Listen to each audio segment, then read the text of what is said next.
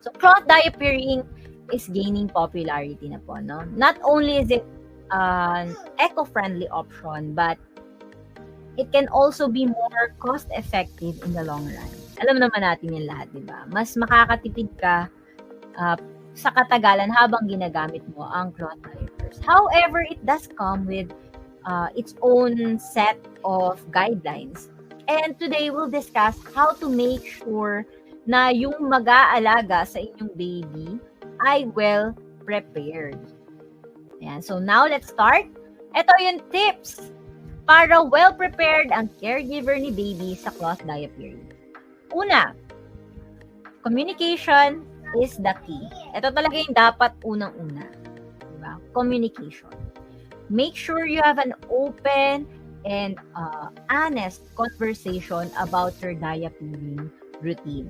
So ito yung mga dapat na i-discuss nyo sa mga caregiver or sa yaya, sa babysitter ng inyong baby.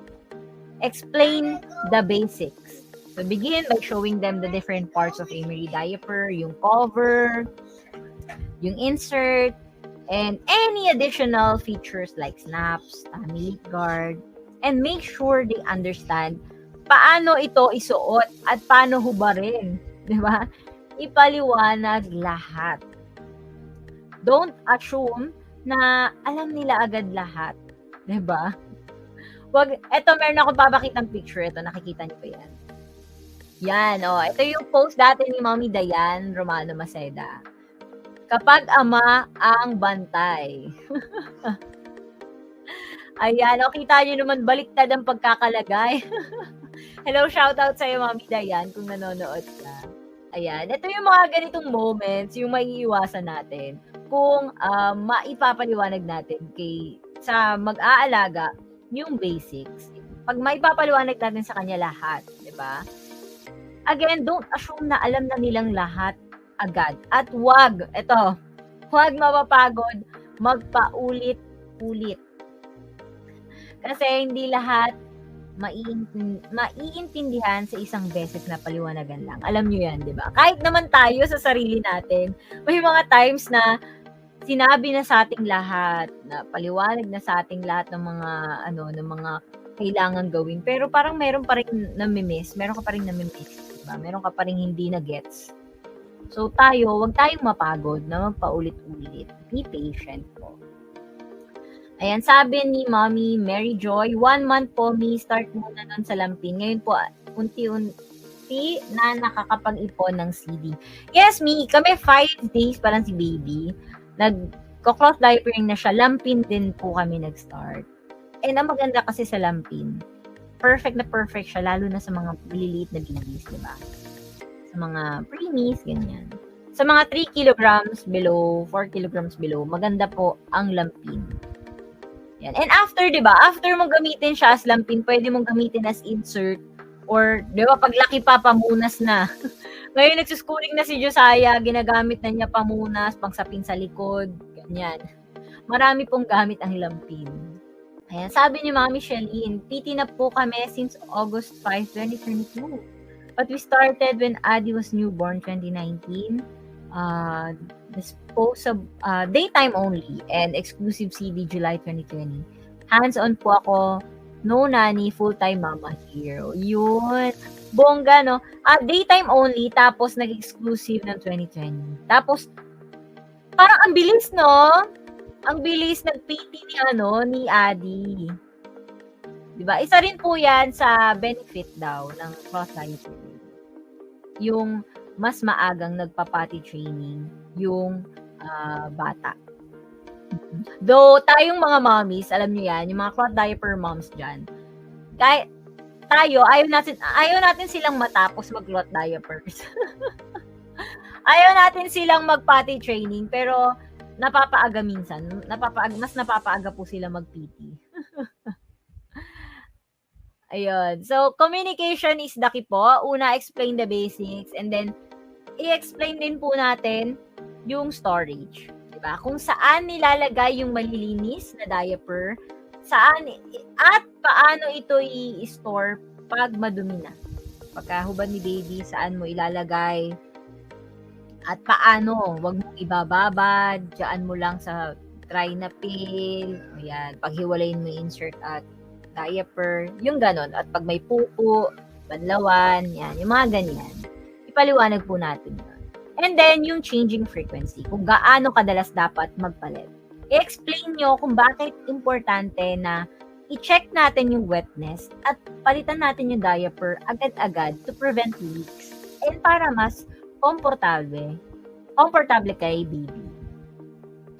Ayan, sabi ni Mami Mary Joy, sana umabot din kami ni baby. Yes, kayang-kaya yan. Laban lang, yan, sabi ni Mami Shelly. True, ayaw ko mag-PT pero what to do? Yung tipong sila na yung nagpapahubad, ayaw na nila. Ayaw na nila mag-diaper kasi kaya na nilang magsabi, kaya na nilang pumunta sa sa banyo pag mag-buwiwi and pupo, no? Nakakasad lang. Baliktad, tayo yung nasasad. Next na dapat mong ipaliwanag sa caregiver is yung cleaning procedure. Especially kung yung caregiver or yung yaya din yung maglilinis ng diaper, di ba? Kung sila yung responsible dun sa paglalaba ng cloth diaper. So, be specific about your preferred detergent. Ayan, baka kung anong magamit na detergent. Baka magamitan ng bleach, ng Fabcon. Diba? Kung paano labahan, dapat snap, dapat baliktarin, ilagay sa washing machine. Kung paano patuyuin, huwag gamitan ng heater. Yung mga ganyang bagay, dapat ipaliwanag natin yan ng maigi. So, again, communication is the key po. Kung kukuha tayo ng tagapag-alaga sa ating little one. I-explain ang basics, parts ng diaper, explain lahat. Explain kung bakit kayo nagda-diaper. Explain kung bakit kayo nagko-cloth diaper. Ganyan. Para talagang on board sila sa cloth diapering. I-explain kung saan nilalagay yung malilinis at maduduming diaper at kung paano ito i-store. Gaano kadalas magpapalit at paano ito lilinisin. Especially kung responsibilidad din ng tagapag-alaga yung paglalaba. Ayan, sabi ni Mami Shelleen, sarap din ng CD. Anli palit kasi di mo iisipin na ay sayang di pa puno tatapo na. Oo nga. True. Tsaka excited kang magpalit, no, Mami Shelleen? Excited kang magpalit kasi uy, bagong print na naman. Iba na naman yung gagamitin kong print. Nakaka-excite magpalit pagka CD ang gamit. Sabi ni Mami Richelle, yung baby ko na first, nag-CD fully potty trained na ngayong 29 months. Grabe no? 2 years, mahigit lang. Buti na lang may gumagamit pa na 4 months old, di pa ma-destash ang diapers. Ang aga, Mami Richelle, congratulations! May question mark yan ah. Pero at least, di ba, may 4 months old pa, hindi pa magde-destash ng diaper. Ayan, next tip ni Mommy Eds para well-prepared ang mag-aalaga kay baby habang nagko-cloth diaper ay stuffing cloth diapers. Ito yung mga pocket diapers. Pwede rin naman sa cover type, di ba? Ilalagay mo na kung may tummy liquid kasi isisingit mo doon. Pero usually to sa pocket diapers. So, i-stuff mo na yung cloth diapers bago mo iwan sa lagayan, bago mo i-organize dun sa cabinet or sa drawer, ganyan. Ito, pwede nyo tong gawin, lalo na kung yung iiwanan nyo ay kay lolo, lola, sa relatives, yung ipapakisuyo mo lang. At saka yung gusto mong mas mapadali sa mag-aalaga yung pagsusuot ng diaper. Kasi once na na-stuff mo na yung cloth diapers, once na nailagay mo na yan, yung insert sa loob, na i-organize mo sila na maayos na lagayan, napakadali na po sa kanila. Diba? Parang kumuha na lang sila ng disposable diaper, isinuot. Ganun na lang kadali sa kanila. Kung hindi na sila yung magsastaff. So yun, kung hindi talaga yaya, kung pinakisuyo nyo lang yung mag-aalaga kay baby, pwede nyo pong gawin yun. I-stuff na po ang cloth diapers. Next tip ni Mommy Eds para well-prepared ang caregiver ni baby sa pagko-cloth diaper ay have more than enough stash. Yan.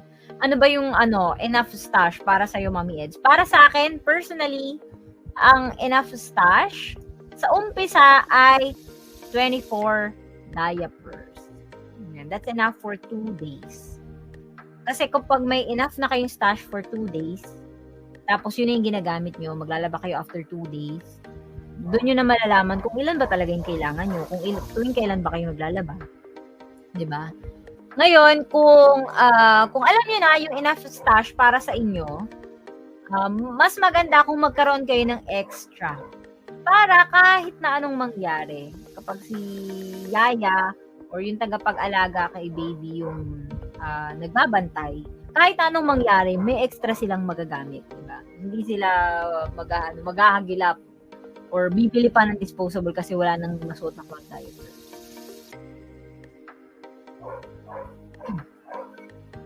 Ayan, sabi ni Mami Mary Joy, marami na rin po akong natutunan sa paggamit ng CD sa group na to na itatama ko mga mali ko noon. Yes, thank you Mami Mary Joy. Alam mo, ang maganda rin pagkakasali ko sa CD group is bukod sa may mga nakakatsikahan ka, meron kang mapaglalabasan ng iyong sama ng loob, ganyan, or ang tawag dito, meron kang mapagkukwentuhan, mapag-sharean ng iyong experience. And yung experience mo na yun, talagang meron kang matutulungan. Yun ang maganda doon. Tulungan tayo sa ating community. At 'di ba, isang tanong mo lang, kunyari may tanong ka sa isip mo. Hindi mo na kailangang mag-search ng pagkarami-raming vlog sa internet. Hindi mo na kailangang mag-search ng videos. Isang tanong mo lang sa group, marami yung willing na sumagot, 'di ba? Sabi ni Mami Shelleen, once need ko iwan si Adi kasi may paperwork during pandemic. Bawal lumabas ang bata. Iniwan ko sa kapitbahay with CDs, just put down notes para di siya malito. And na-happy din siya sa CDs kasi fully stuffed na yun, iniwan ko sa kanya para palit lang siya. Yes, di ba ang laking tulong sa mag-aalaga kapag naka-stuff na yung insert sa loob ng diaper. At yun na nga, nabanggit na ni Mami Shelleen. Ito yung next kong tip para well-prepared yung magbabantay kay baby. Ito ay, you should provide guidelines. Pwede nyo rin itong ipaskill. Diba? Ay, katulad ni Mami Shelleen, nag-iwan siya ng note. Ito, pwede nyo ipaskill sa iba't ibang parte ng bahay nyo kung saan pwede mag-diaper change si baby para laging maaalala. No joke to ha, no joke. Pwede kayong magpaskill. Kasi iba po talaga kapag laging nare-remind yung taga-alaga. Kasi again, uulitin po ni Mami Eds, hindi po lahat ng tao kayang magets yung mga bagay-bagay sa isang sabi lang. So, mas maganda kung makapaskill or may mga notes ka, mapapaalala lagi sa mag-aalaga kung ano yung do's and don'ts sa cloth diaper. So ito, meron akong mga ilang bagay na tingin kong dapat hindi mawawala doon sa ipapaskill nyong guidelines. Number 1 is always use the right size. Lagi nating ipapaalala, ilagay nyo sa guidelines nyo kung paano yung kung ano yung tamang size ni baby. Kasi yung cloth diapers, pwede mong i-adjust yung sizing niyan, di ba? Kung newborn's baby, i-adjust mo yung rice snap, di ba? Ayan. Kung newborn si baby, para dun po sa mga beginners. Ito po yung tinatawag nating rice snap. Ayan, ito yung rice snap. Ngayon, kung newborn si baby, pwede mo kasing mapaliit yung diaper. Ayan, i-snap nyo lang po yung mga buttons. I-snap nyo lang yung buttons and then, ayan na. Pwede na siya pang newborn. Lumiit na siya. So, papaalala natin sa caregiver na ayusin lagi yung size. Kasi, kapag mali yung sizing, it can lead to leaks and discomfort kay baby. Diba? Ngayon, kung masyado na pong maliit yung ganyang setting, paliwanag sa kanya na, sige, i-adjust natin. Pwede nating i-adjust, ilagay dun sa susunod na snap button. Yung mga ganon. Turuan natin sila. And paalala na dapat tama ang sizing ni baby. Minsan, may mga times na hindi na tinatanggal, di ba? Kahit huwag nyo nang tanggalin. Kunyari, nakasnap na ng ganyan. Kahit huwag nyo nang tanggalin yung pagkakasnap. Pwedeng-pwede na yan. Para ready na rin para sa caregiver. Ngayon, kung medyo lumalaki na si baby, maganda rin na alam ni ni yaya or alam ng tagapag-alaga kung paano lakihan yung diaper ng konti. Diba? Sabi po niya, ang galing daw, same lang pala ng DDO, diba? I agree, cloth diaper can be, ang tawag dito, convenient. Cloth diaper can be convenient. Enough stash is more than 50. Totoo ba, Mami Richelle? Ayan hindi ko po sinasabi na totoo po yung sinasabi ni Mami Richelle. Si Mami Eds, 24 lang ang sinasabi, Si Mami Richelle, road to 100 na po kasi yan. Sabi ni Mami Mary Joy, nasa 12 CD pa lang po kami, araw-araw naglalaba, paghubad-laba agad ng may magamit ulit. Yes, pwede yan. Mami Mary Joy, marami po akong kakilala na ganyan din po ang ginagawa. And okay lang yun. Okay lang naman yun. Basta kayang maglaba, di ba? Why not? Kung kayang everyday maglaba. Sabi ni Mami Richelle, actually, walang enough stash if marupok ka, lalo sa print. Oo, no, yung tipong magpo-post si Amery, mapapamain ka kaagad. Ano, Mami Richelle, kitang-kita ko po, yung pagka-post ko po ng bagong prints ng Amery Special, napamain ka po agad. Hashtag marupok. O, diba? Ang dami, Mami Mary Joy. Ganyan yan si Mami Richelle. Marupok po. Ayan, next po, na hindi dapat mawala sa guidelines nyo na ibibigay sa caregiver ay double check the fit. Yan. Ensure na yung mag-aalaga, alam nila kung paano i-fit properly yung diaper to prevent leaks. Yung snug fit, yung hindi masyadong masikip at hindi rin masyadong maluwag. Para i-check kung tama ang fitting, dapat kasya yung finger nyo around the legs. Isagad sa singit. Yon, isasagad sa singit. Dapat kasya yung one finger sa may legs and kasya yung finger sa may waist. This is crucial po para ma-prevent po natin yung leaks. And then, ilagay nyo rin sa guidelines nyo, no creams with petroleum jelly. Huwag gamitan ng diaper cream na may petroleum jelly kasi it can cause repelling. Diba? Yung may mga halong petroleum jelly. Next is handle solids properly. Yan, ilagay nyo rin po sa guidelines nyo na dapat i-handle nila yung poop solid properly. If yung baby ninyo is 6 months and up, nag-start na siya na kumain ng solids, i-discuss nyo kay baby.